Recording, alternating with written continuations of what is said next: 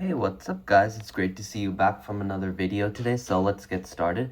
So let's take a look at the hurricane first. We have some major flooding actually, which is currently going on over in New York, which is expected today. But before we get into that, let's take a look at the hurricane so far. How bad has it been? And how worse has it been getting? So let's get right into the forecast. All right. So currently, Hurricane Genevieve is currently still a hurricane from a tropical storm now. Let's take a look at the maximum sustained winds. So I think it's starting to reduce a little bit because their maximum sustained winds are 125 miles per hour now and 110 knots, meaning this hurricane will end soon. So currently, so far, this is potentially a Category 3 hurricane, which is I think currently going on right now, and it's still moving northwest about 9 miles per hour, so it'll still slowly go, and a little bit of the swirling winds will also decrease in this hurricane as this keeps storm surging, but it could, like I said it may or could make landfall to Japan. We don't exactly know yet, but I'm just saying it so you make sure you're staying safe. There could be a typhoon there. All right, so guess what, Hurricane Fausto is now into a tropical storm already. And guess what? Since it's a tropical storm, the maximum sustained winds are 60 miles per hour only. This is the weakest part almost of a hurricane. Whenever we see a tropical storm with winds up to 60 miles per hour, when it's a Category 1 hurricane, we see winds up to 80 to 110. But this one, it's reducing a lot. Actually, Hurricane Fausto is starting to go near Hawaii and starting to make landfall right over here. So please stay safe over there if you're in Hawaii, all right? Because this has a big potential that it could make landfall, all right? Or get some heavy rain over there. So make sure you're staying safe near Hawaii, all right? For potential to make landfall. Let's take a look at the Atlantic outlook really quick. But Hurricane Fausto is moving northwest still. No tropical cyclone expected for the next 7 days, or during the next 7 days either, so we're all good over here then. But let's take a look at the major flooding really quick, alright? So currently, we have a moderate risk of flooding, which is currently issued mostly for New York, and like a little bit for New England, but most parts are mostly for the New York state under that 40% chance or grow greater for a moderate risk of flooding, meaning major deadly flooding is likely. So make sure to stay safe all over there, right? Because there's a rare moderate risk of flooding. We rarely see that moderate risk of flooding category, including the high risk of flooding category, which is much rare and extremely rare. But please make sure you're staying safe and make sure your trampolines and all your belonging important items are all inside, and make sure your plants are safe, all right? There could be a lot of flash flood emergencies issued for catastrophic flooding, and roadways could be all flooded and cars could be not safe in them. So please make sure you try putting your cars inside the garage if you have one, and make sure you find any items to keep your car protective and safe, all right? Stay safe, especially in the moderate risk of flooding. Except we have over here right next to each other 2 slight risk of flooding, including with the marginal risk of flooding in both of them for the slight risk of flooding, which are like close to each other. These are just at least a 15% chance, meaning there is a potential for southeastern Texas, southeastern Arizona is under that slight risk of flooding, along with the marginal risk of flooding in Arizona and for Phoenix. And it includes a lot of parts of New Mexico, including the marginal risk of flooding, and the marginal risk is extending more than the slight risk of flooding for this part of the slight risk of flooding, which is going along the line extending with the marginal risk of flooding. So please make sure you're still staying safe over there and over here, all right? Just still extending a lot with the slight risk of flooding by the marginal risk extending with the slight risk of flooding.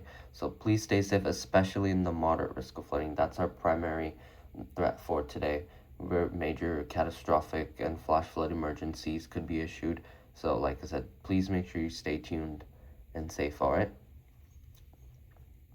So let's take a look at day 2. Then guess what?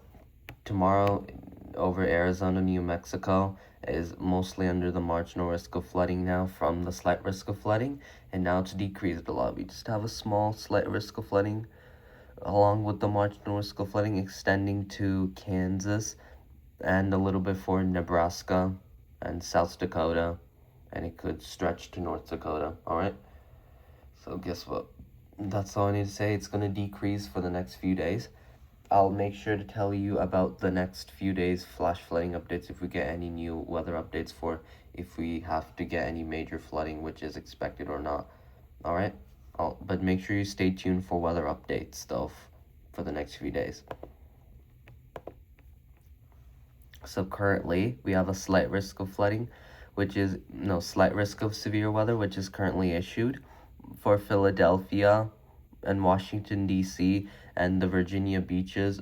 The large population areas are under that slight risk of flooding, even including a little bit parts of New York, along stretching with the marginal risk of flooding to very, very small parts. Only some parts in New England are under the marginal risk of flooding. So the slight risk of flooding is a little bit extending with the marginal risk of flooding. And we have another marginal risk of flooding, which is for very, very small parts of Kansas, Nebraska, but it's stretching a little bit to the west. All right. So please make sure you're staying weather tuned. All right. The large population area in New York is under the marginal risk of flooding as well, and also including the marginal risk of severe weather. So currently, let's take a look at the primary threats.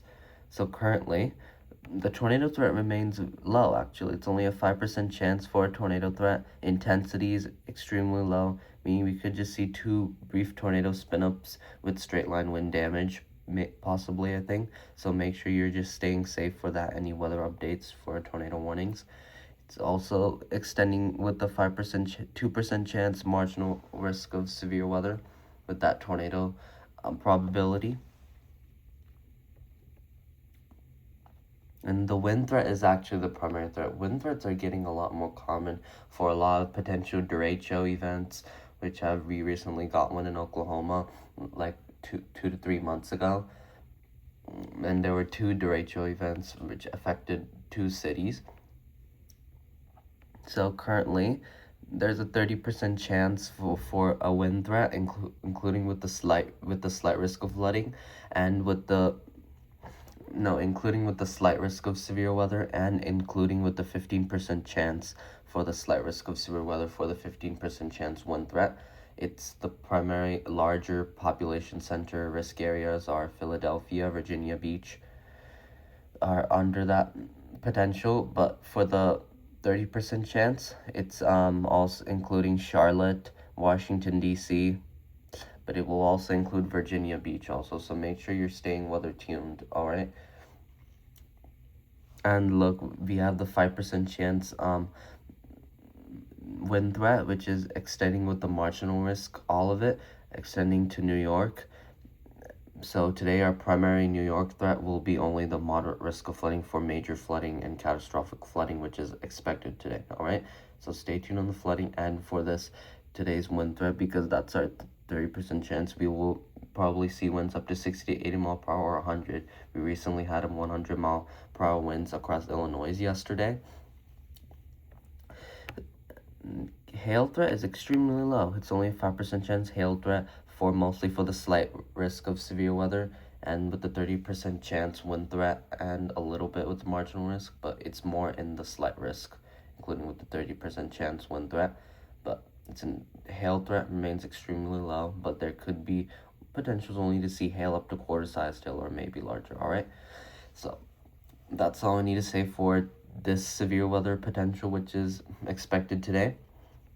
One last thing, let's take a look at the hazards, because there's so many heat advisories across most parts of Texas. For West Texas, it's more empty over here, and some parts are under that heat advisories, but there's so many extreme heat warnings for some parts of eastern Oklahoma and northwestern Kansas is what we can see, and Arkansas, and a lot of parts of Arkansas and some parts of Mississippi is under the extreme heat warning. which is extending a little bit northeast, but not way too much. It's very, very less.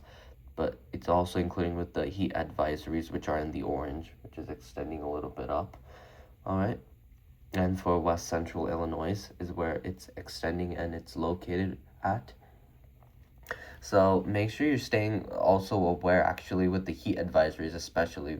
I'm saying especially because we are seeing temperatures up to 105 or 110 temperatures. We just had extreme heat warnings across Texas and Oklahoma, and now it's going to the east with a lot of the amount of heat waves which are currently coming from the Gulf.